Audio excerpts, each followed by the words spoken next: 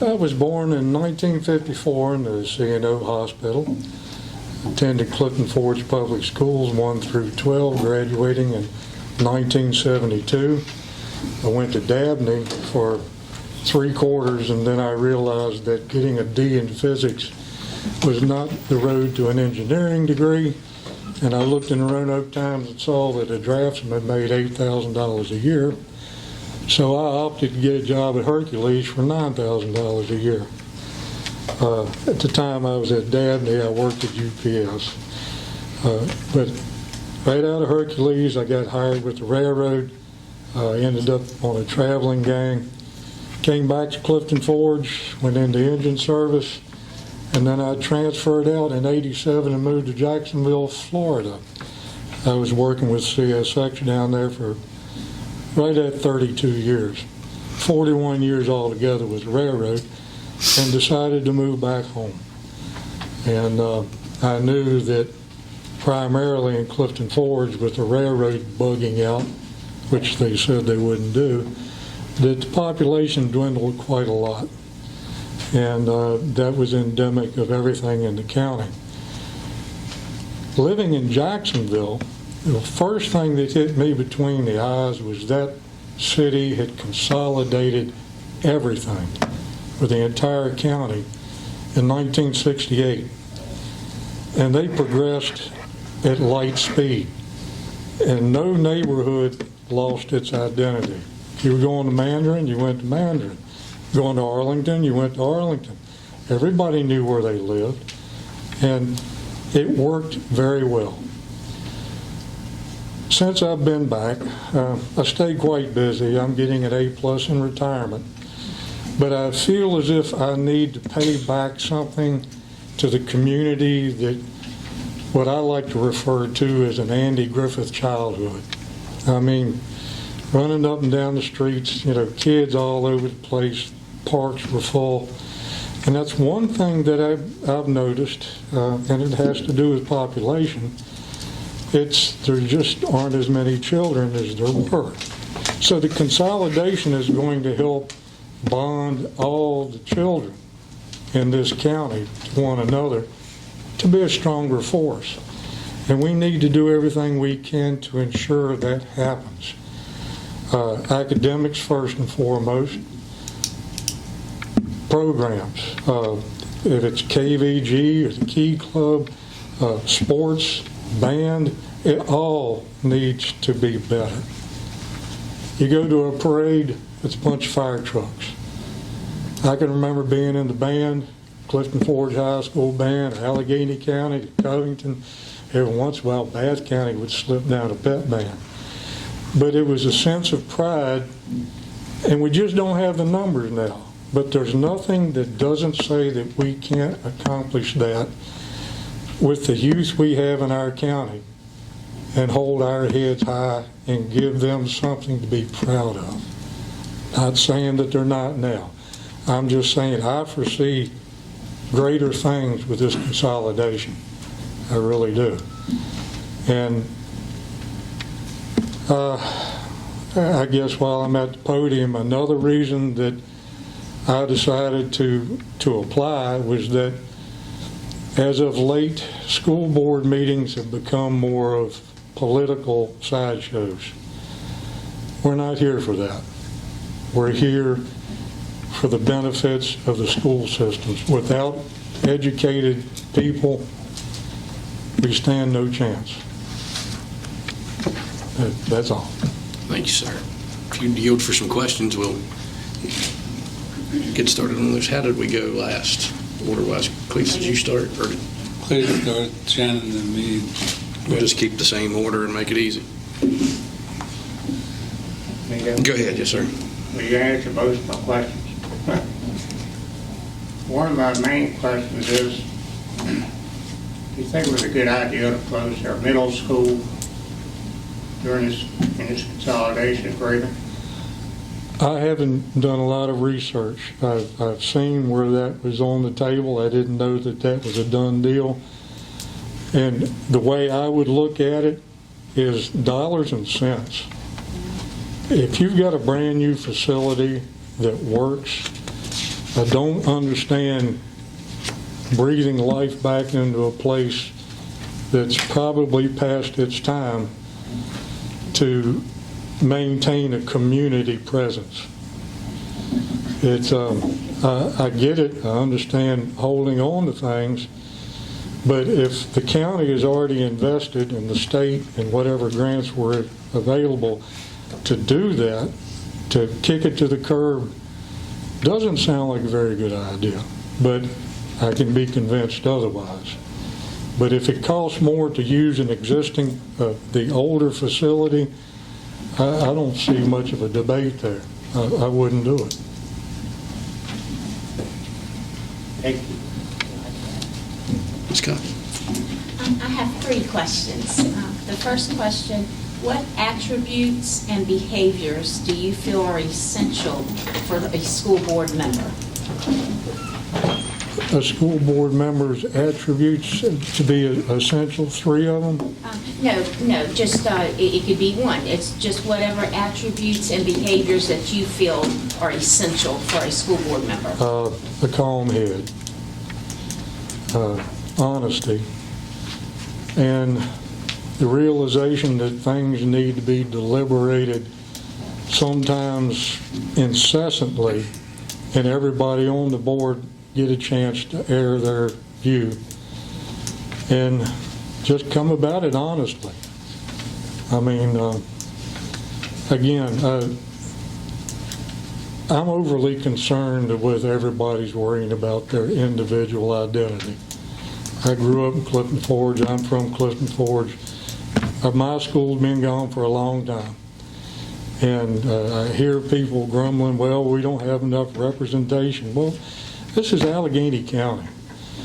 When you cross on 64 from Rockbridge into Alleghany before the leaves come out, and you can look this way, I'm surprised it's not on every movie there is when they talk about mountains. There's no other place like it. And that ought to be enough for everybody in this county. There's not a lot of us left, but we can make it. So, pride in the community. What do you feel is the best way to address differences of opinion on the board or between the board and the administration? That's a good question. That's something that's been lost in a lot of different forums. And you just got to listen. And you need to turn loose of personal prejudices and be considerate of others. And at some point in time, you're going to lose, and at some point in time, you're going to win. Maybe lose more than win. But that's what the group is supposed to do. It's not a constant fight. It's not a constant battle. You have to come to a consensus. Gridlock does no one any justice. And my final one is, could you support a decision that you did not vote in favor for, and why or why not? Well, that's kind of hard to say if you don't know what the decision is. Sometimes it can be so egregious you can't pull yourself to do that, but I don't think that most problems a school board should face should have anything of that nature. Not to say that it doesn't happen, but I don't see it as being too frequent. Perfect. Thank you. Dr. Cox? How important do you think it is to expose children to a diverse range of opinions, thoughts, ideas, economic theories, and cultural backgrounds? And how would you feel, how would you react if someone suggested that a controversial subject be banned from school? Well, first and foremost, you have to be taught how to learn and think for yourself. And broad ranges of opinion and thought have to be encouraged. Someone brings up something that's very controversial. In my mind, if they can substantiate it with real fact, I certainly have to consider it. And even if I may not like it, give it serious consideration. But some of the things that have come up recently in school board meetings are nothing more than hot button issues to get people riled up. And, you know, I don't understand how in the last 3 or 4 years, all of a sudden, a large percentage of the books in our libraries are all of a sudden not worth reading or shouldn't be seen. It's not as if anybody can take a book and put it on the shelf and leave it there. People have, school boards have the right to listen to public comments and consider what's being said. But without proof, without some rock solid reason to ban something or not teach something, it's a pretty high hurdle in my book right now. Right, we have cut back on what we teach our youth to the point where they really don't know civics. They don't know government. Nobody ever liked history, but we darn sure need it. And that would be my focus. But again, show me the proof. Make a good, solid argument, not just a bunch of quotes from MSNBC or Fox. I'm not here to legislate between two networks and what you heard on Facebook. Thank you. Did you have one more question after you got done last time? Okay. Griff, your turn. The advancement of technical trade schools. Say again? The advancement of technical trade schools and trades in high school.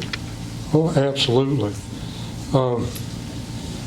I've got 3 sons. 2 of them I ended up leaving behind here through a divorce when I did go to Florida, and they ended up in James River School, at James River High School. I got a phone call one day, and it was anonymous, saying that my son had dropped out of high school in December of his senior year. And so I hung up the phone. To this day, I don't know who it was that called me. But I called the principal at James River High School. I said, what can I do to get my son back for his final year of school? He said he's been out a month and a half. I didn't know this. And, you know, by then there wasn't much I could do except preach about getting a GED so he could get a job. And he's been fighting his whole life. He's got other problems. But he finally went to a truck driving training school. And he was at my house yesterday talking about how he's up front to be a trainer for this trucking company now at $90,000 a year. Some people aren't meant to go to college, and a lot of people are, and it doesn't hurt to go even if you don't. But trade schools are absolutely necessary. My second son, he ended up moving to Florida with me, and he was just uncontrollable, and he wouldn't go to school. And I said, you're going to go to trade school. Took him to the community college, Flagler Community College, got him in heating and air. He loved it, was doing great. Well, it didn't stick, but I mean, it would have been a grand opportunity. He's done better since. My youngest, he went to a community college, and then he did online with, he's a Florida Gator, I hate to say, but he's works for the state of Florida in water quality management. So my 3 sons have varying degrees, but trade schools are necessary. I mean, we need qualified people in the area to work on things. Try to hire an electrician or a heating and air or a plumber person lately? My second question is parents' rights on what's taught in the schools. A parent has an obligation. The school curriculum is set up schools have been doing that around here ever since we've been around. Parents do have rights, but if it runs counter to what the public school system says, it's incumbent upon them to find another alternative. Again, if they can show me the argument and it makes sense, I'm willing to discuss it, debate it, vote for it probably. But I see that as a very high bar. There's other options if you don't like public school, and to me, a public school system is absolutely the holy grail of education in this country. I know I'm proud of my 12 years at Clifton Forge. My classmates won classroom quiz 7 weeks in a row. They had to retire them. Beat every school in Roanoke and Lynchburg. You're welcome. That was it. You keep thinking you had one after that, but you finished up, didn't you? I was last. Mr. Duff, thank you very much. Thank all of y'all. Appreciate your time. I won't be gimpy too much longer. It's 10 days on a new knee. Oh, thank you for being here.